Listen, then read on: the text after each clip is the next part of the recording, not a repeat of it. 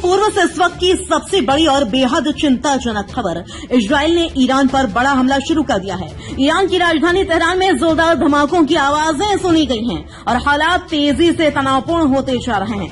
क्या यह सीमित सैन्य कार्रवाई है या फिर शीत युद्ध की शुरुआत? आइए जानते हैं अब तक क्या क्या हुआ है।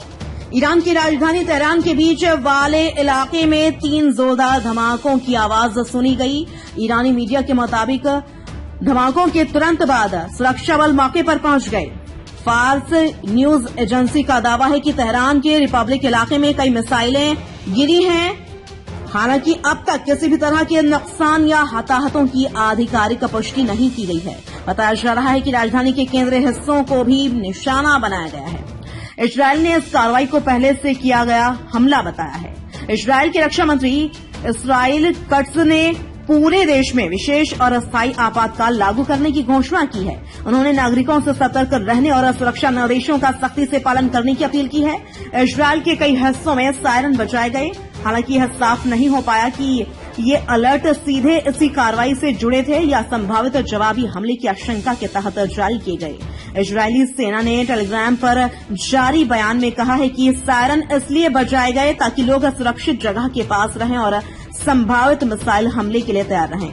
सेना ने यह भी स्पष्ट किया कि देश भर में सामान्य कामकाज बंद रहेगा, स्कूल बंद रहेंगे, भीड़ जुटाने पर रोक रहेगी, आवश्यक सेवाओं को छोड़कर बाकी दफ्तर बंद रहेंगे। तेल अवीव और बेन गुरियन एयरपोर्ट से सभी उड़ानें रद्द कर दी गई हैं। हवाई यातायात ठप होने की स्थिति की गंभीरता का अंदाजा लगाया जा सकता है। फिलहाल ईरान की ओर से इजराइल की दिशा में किसी मिसाइल हमले की पुष्टि नहीं हुई है। इस बीच ईरान के सर्वोच्च नेता अली खमेनी को सुरक्षित स्थान पर ले जाया गया है। एक ईरानी अधिकारी ने रॉयटर्स को बताया है कि उन्हें एहतियातन एक सुरक्षित जगह शिफ्ट किया गया है। ईरानी मीडिया का दावा है कि हमलों में Islamic revolutionary guard corps IRGC के इंटेलिजेंस विभाग को निशाना बनाया गया। फिलहाल हालात बेहद संवेदनशील बने हुए हैं।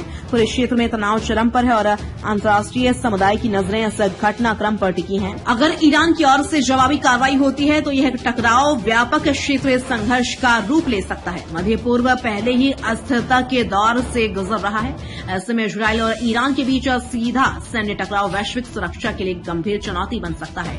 क्या यह कार्रवाई सीमित रहेगी या आने वाले दिनों में हालात और भड़केंगे?